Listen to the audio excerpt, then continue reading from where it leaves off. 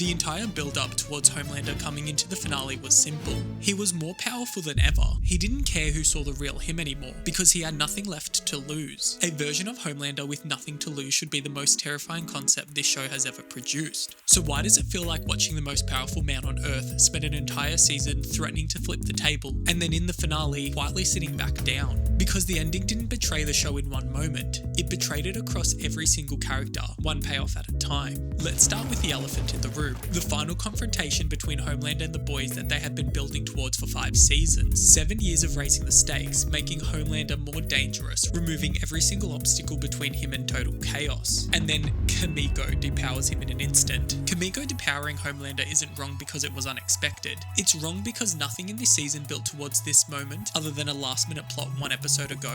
Look, Soulja Boy doing it would have felt a bit convenient, sure, but convenient and meaningful is a better trade-off than what we got. Instead, Soulja Boy is frozen in the tower somewhere and nobody mentions it. Not even Mother's Milk, whose entire arc pointed towards a confrontation with a man who recklessly killed his granddad. He moves on. The show moves on. We're apparently supposed to as well. And the deeper problem with Homelander's arc isn't the ending itself. His final descent into powerlessness once the V's gone is actually the right idea. A super whose entire identity was built on being untouchable, finally getting what he deserves. But the road to get here is full of moments where the show missed a beat. Homelander is really fast, even compared to A-Train, and yet his reactions seem to be on par with Butcher and Ryan in this fight. He even struggles to fly away from Butcher. And sure, let's remove the super speed element out of it. There's no way one of Butcher's tentacles could stop Homelander from flying out the room. But that's exactly what we get.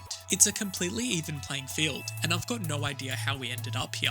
Homelander's lasers were also significantly nerfed too. We've seen what they can do before. He can penetrate his own skin with his lasers. He even sliced Kimiko in half earlier this season with them, but barely makes a dent on Kimiko now. He seemed powerless against the boys, and it's not really clear why. Especially after we saw this a few episodes ago.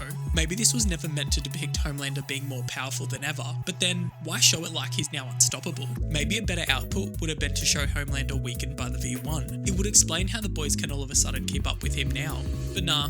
The logic completely stops mattering when the plot needs it to. Yet, there is one thing the finale genuinely gets right, and it's the death of Homelander. Homelander needed to die. As much I would have enjoyed seeing the most destructive superhero live without his powers, it just wouldn't logically make sense for Butcher and the team to let him live on. Homelander is borderline deranged. There is no way he could survive this and accept living a normal life. His desire to become more powerful would force him to do horrible things in search of the new Compound V to restore his powers, so death really was the only option. And maybe the same can be said about Butcher too. There's really no way Butcher could live with himself without releasing the virus. So sure, it made sense for this scene to happen, but why wait for Hughie to step in? It's one thing for Hughie to catch up to Butcher, it's another completely for Butcher to make the virus release all poetic-like and wait till morning to make the statement. So either he wanted to die at the hands of Hughie, or he just got cold feet. Neither really do much justice to Butcher's character arc in season 5, or quite frankly, the whole show. But honestly, it's nothing compared to how Hughie has turned out. This shot is diabolical.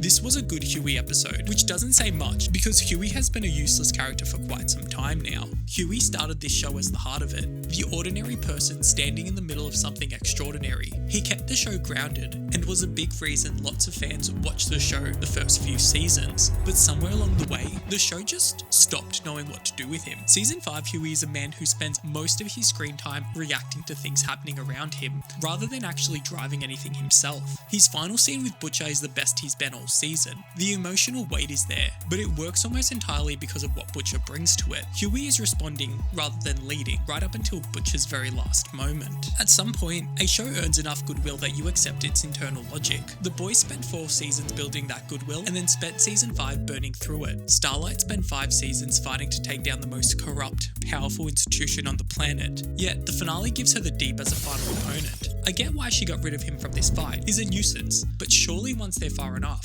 that's her cue to return to the actual fight against Homelander. The Deep has powers, sure, but like Starlight, Black Noir, and even Homelander, no, he's useless. I don't know why she's spending any time fighting him. Maybe revenge for the first episode. It just doesn't really stick considering what's at stake here. And on top of this, any solution is to shoot the Deep into the ocean. She knows he's the Lord of the Seven Seas, right? Why the ocean? And it's not because she had seen the clip of the Deep afraid to go into the water, considering she was actually surprised to see what happened to him, so it doesn't really work logically either.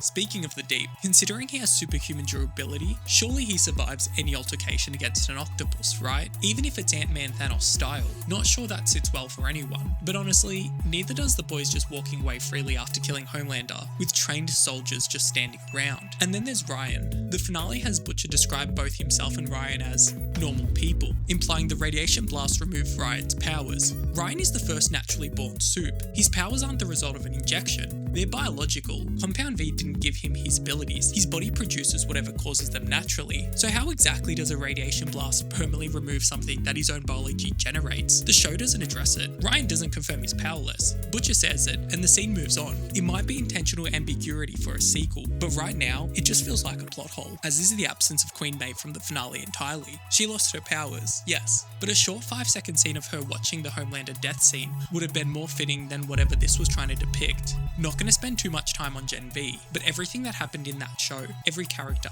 every consequence, absolutely none of it mattered enough to warrant anything in the finale. I get it was cancelled, but damn. And maybe that's the most fitting summary of this whole season. Characters who deserve better, threads that went nowhere, promises that weren't kept, which makes Butcher's final prediction hit harder than the show probably intended. They'll just make another Homelander, and the whole cycle starts again. Turns out, he was talking about the Boys universe itself, but at least it's genuinely the most honest this show has been for a while. The Boys was never going to stick a perfect landing. The expectations were too high after 7 years of sometimes great, sometimes mediocre television. Whatever its flaws, this show gave us one of the greatest, most complex villains television has ever produced. And if you want to understand exactly why Homelander felt so different in the last season of The Boys, I've already broken that down for you. I'm the Messiah. I'm the savior of the world. Please, I'll do anything. You want me to eat shit? I'll eat your